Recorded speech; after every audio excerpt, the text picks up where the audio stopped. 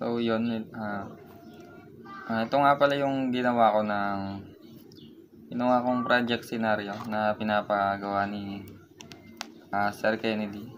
Pumili daw kami ng isang topic sa discrete structure 2 and advanced C++ na magsisilbing back-end ng code na gagawin namin.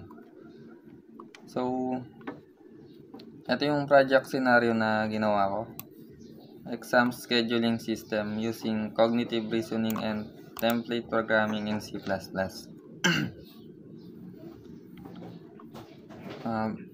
Every semester, the College of Computing and Information Technology at Dabso-Porac campus prepare a final exam schedule for first-year IT students. Itong mga estudyante na to is nakadivide sa apat na group or apat na section na yung IT 1A, 1B, 1C, and 1D. On the first day of final exam, all students will take 2 subjects, which is yung discrete structure 2 and advanced C++. Each exam has a duration of 1 hour and each section has a different time slot to avoid overlaps and conflict. 12 students easily know their exact schedule. A student named Bonjing, who studies in information technology, tries to create a C++ program that allows students to see their exam schedule easily, including yung time, duration, and subject nila. Bonjing used cognitive reasoning. Ito yung una nating napiling topic. Yung cognitive reasoning.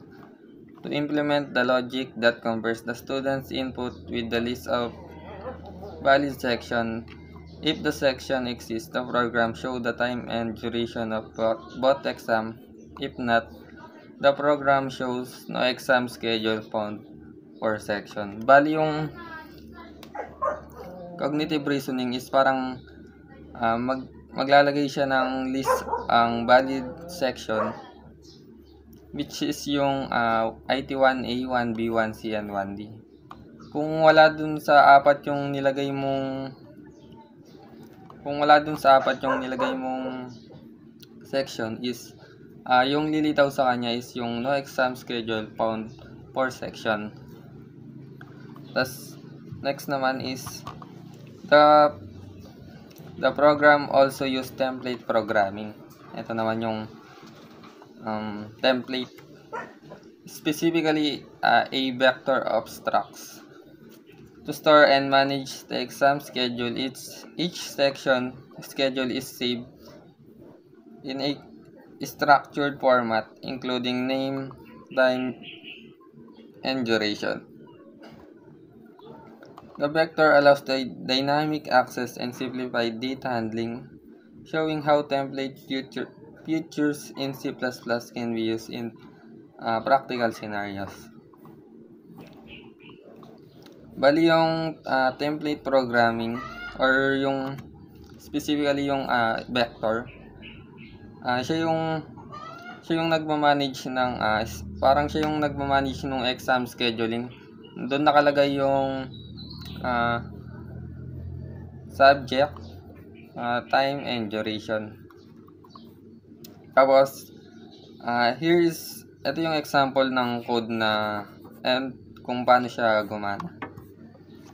Number 1, yung enter your section. Ito yung unang lalabas sa input natin. Mag-a siya ng section na yung students is pwede silang magbigay ng section kung anumang section yung gusto nila. Pero kung yung may specific lang na nakalist na section para dito sa code na to.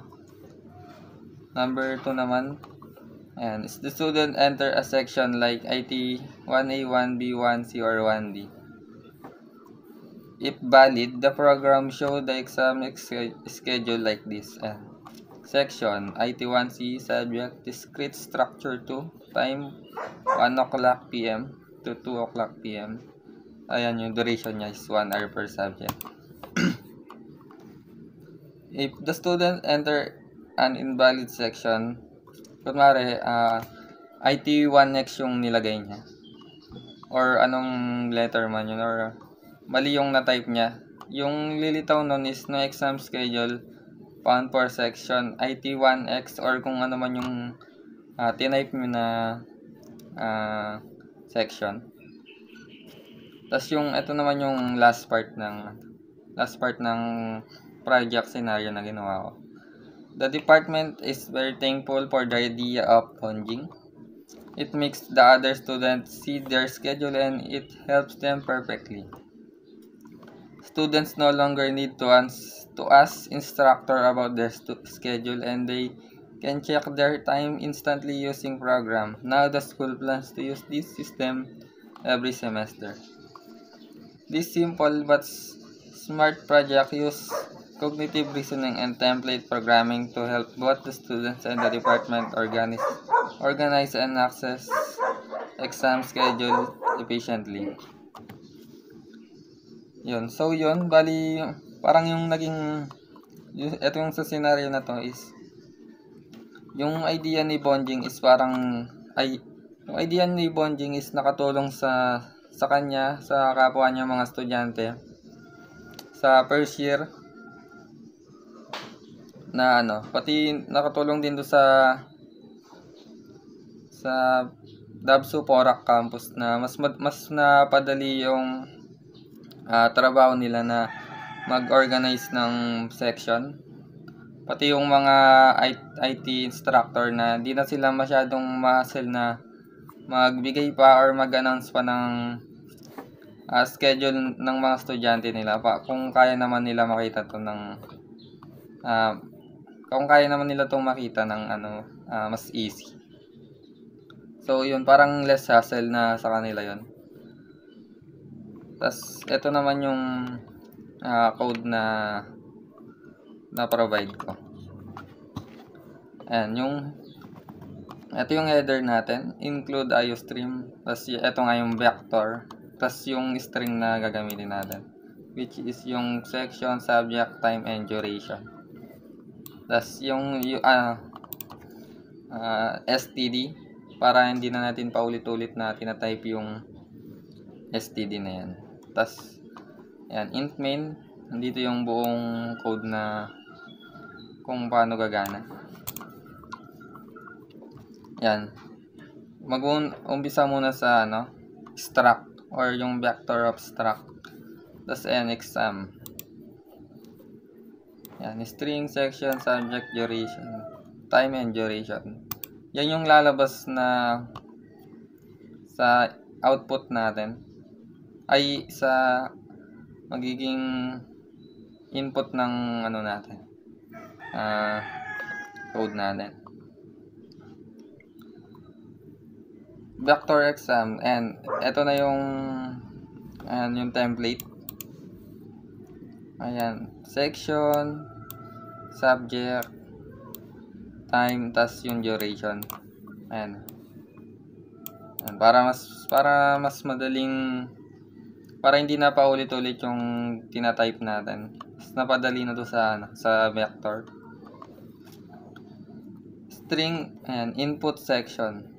Una mag-ask muna siya ng section, tapos ayan, dahil dito input section, yun yung cin para makapag-type yung mga students ng nila, section nila. Tas kung may boolean dito or bool,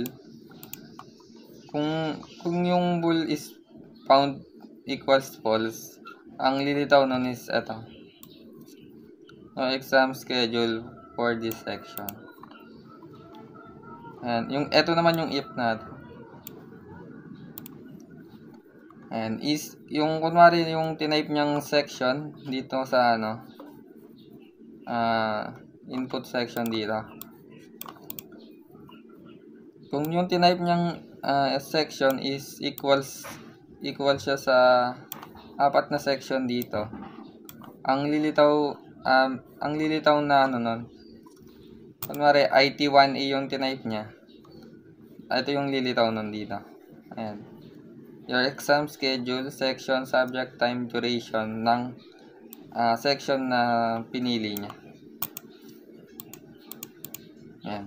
Ito yung kung equals or true yung kung true yung ginawa niyang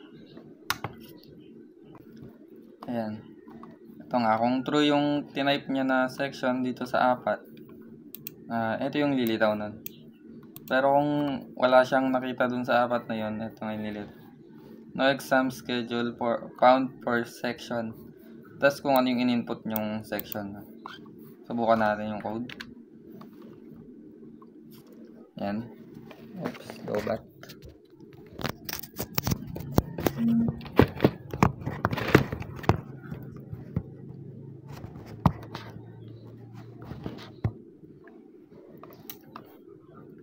Ayan, subukan natin yung IT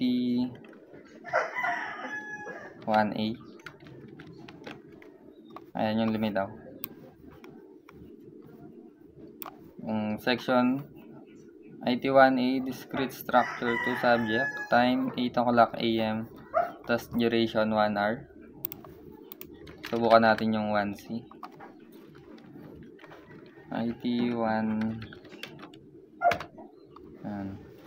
Your exam schedule. Section IT 1C, subject discrete structure to, time 1 o'clock PM, tas yung duration niya 1 hour.